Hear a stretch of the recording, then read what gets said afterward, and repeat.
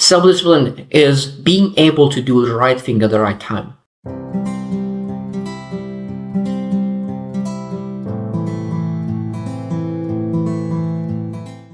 Today is 1077 day that I'm here to lessons to learn. I'm learning. I hope this supports your dreams, your goals, allow you to become the person that you want to become.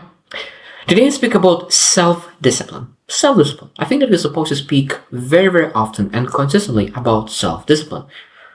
Because there are so many people who say that success is through self-discipline. It's impossible to succeed without implementing self-discipline. That's why there's a saying that when motivation wanes off, self-discipline needs to kick in. Because motivation is up and down, up and down. But when self-discipline is supposed to be always linear, you're able to improve it, but it's always going very slowly. While motivation could be up and down, depends on the day. So self-discipline is important. But today I want to focus on what are the myths. What people believe about self-discipline that is not. 10 things that is something that could really break those myths that people have and really understanding how we're able to implement self-discipline in the best possible way. Now, I really love that self-discipline is two words, discipline and self. A lot of times people are looking be disciplined by someone else. But that is external discipline and that never works. We need to always self-discipline ourselves to make sure to get the best results. Number one myth is many people believe self-discipline is inherent, that some people just have it and some people don't, that you just born with it. Self-discipline is not a trait. Self-discipline is a skill that you're able to develop. That means if you don't have self-discipline, whose fault is? Whose fault is that you do not have self-discipline? A person's in the mirror. You can look into directly in the eyes and say, you didn't develop my self-discipline. Now, of course, you're not supposed to be too harsh on ourselves because we're able to develop right now. We're able to work and develop. We need to be compassionate to ourselves. But being awareness and take full ownership of self-discipline is essential. At the end of the day, it's self-discipline, not discipline, your discipline. So being able to understand that is not a trait, it's not set in stone, you're able to develop it as a muscle is very, very important. Number two is self-discipline is purely about individual willpower. A lot of times we believe that we are able to really achieve success with willpower and use that willpower to self-discipline, but that's not right. Our environment will dictate how much willpower we have and how much self-discipline we have. That means that if our environment is terrible and is destroying our willpower, it will be very, very hard to develop self-discipline to do the things. So that means willpower is not enough. So that means that if we are able to look into how we're able to build processes and systems in place to make sure that we're able to really control our self-discipline. So that means if you are saying that I will be self-disciplined and I will not eat snacks, but if every corner of your home is full of snacks, it's very, very hard to really use the willpower and self-discipline to really succeed. So there's our environment will dictate, because willpower is something that it's loses energy. So in the morning you have the most willpower, and at the end of the night you have the least willpower. And it means that a lot of times when you break your cycle, when you break something, you break at the end of the day because your willpower is the weakest. So being able to put yourself in the right places, that you don't need just willpower, of course, that's really key to success.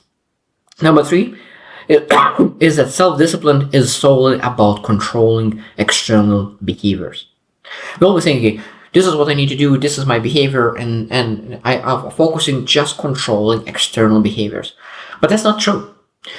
Self-discipline a lot of times from internal behaviors. What do you do to really build your willpower? What do you do to build yourself? What do you do to build your character, your resilience, your strength, your leadership, all those things? What do you do to really build your content, to your joy? What do you do to build your fulfillment, your purpose and meaning and calling? What do you do to really build those things? When your internal world is much, much stronger, it's much, much easier to control external things. When people trying to fix their external behaviors, they're able to do that for a short period of time. But when you fix or when you build your internal things, external behaviors become so much more easy. Number 4 is self-discipline is unlimited resource. I already mentioned that research suggests that self-discipline could be depleted, like music. Engaging in self-discipline, that means that you use self-discipline and use it. That means that you used self-discipline in one area. That means that you will not be able to use another area because you already use it. That is like exactly the same as willpower. What you used, it might be that you will need to wait until next day until it recovers that.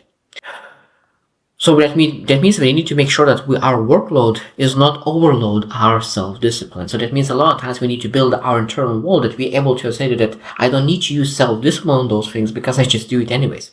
Number 5 is self-discipline is about harsh self-criticism and constant motivation.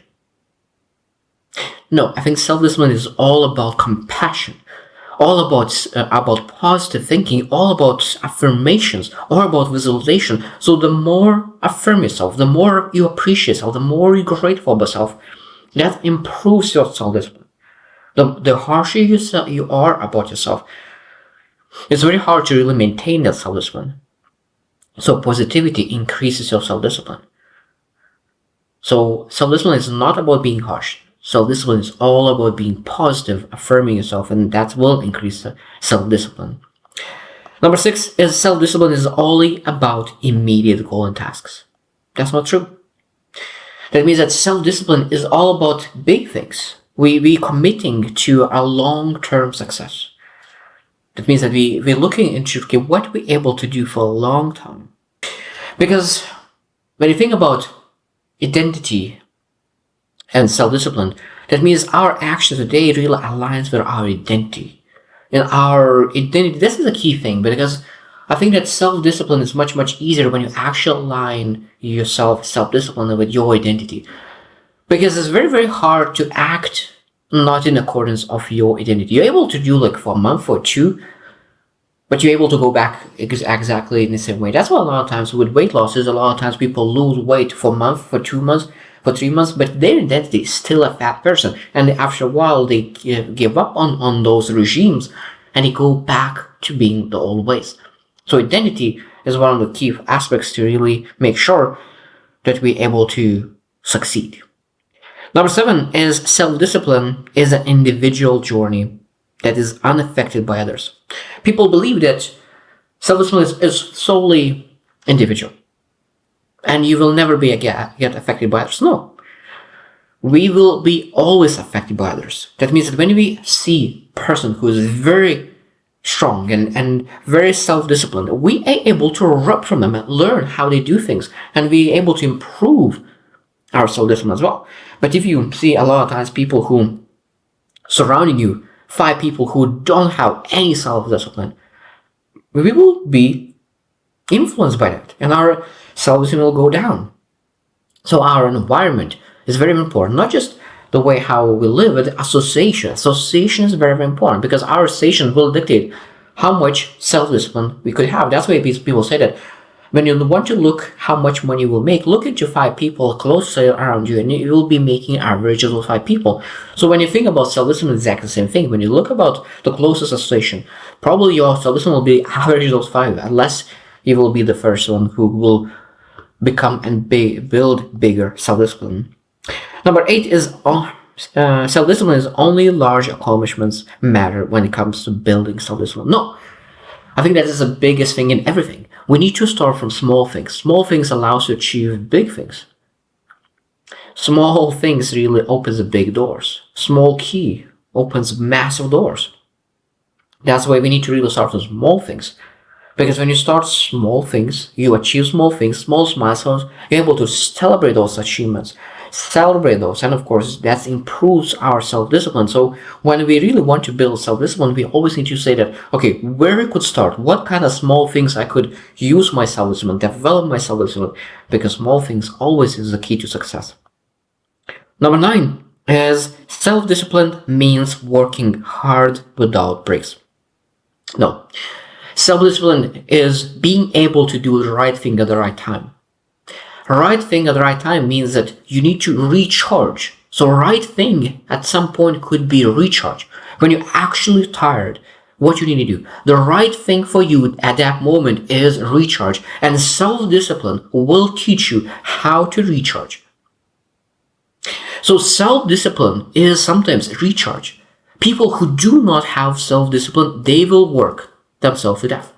They'll be very unproductive, but they'll still be working. People who have massive self-discipline, they're able to recharge. They're able to really say, no, I need some rest. I need to reflect. I need to really do something that is more effective. Because sometimes working is not the most productive thing for you to do. And self-disciplined people are able to catch themselves when they're not productive. They're able to recharge, go into reflect mode, and really build themselves up. The last one, number 10, is self-discipline is uniform across all areas. No, self-discipline is not the same to all areas. It might be that you're very, very disciplined in one area of life and very undisciplined in another. It might be that you are very, very good with your health and you have abs, you are very, very healthy in a sense, but your self-discipline regarding money spending is terrible. So it means you are very healthy, but you don't have any money. Or it might be that you are very well with your money, you have an enormous amount of money, but your health is terrible. Because discipline doesn't transfer. We're able to ask ourselves how we're able to transfer, but it doesn't automatic. We need to manually ask, what kind of habits allow me to build this success? And how I could be able to use those skills? How can I use those habits and transfer those self-disciplines to other areas of my life? Because transfer will not be automatic. It needs to be manual, and we need to learn how to transfer one success from one area of life to other. And that's, of course, where we're able to transfer, but it's not automatic. So I hope that you reflect on self-discipline, because self-discipline, as well as emotional regulation, is one of the key aspects of really making things happen. So I hope you choose to win, and see you tomorrow.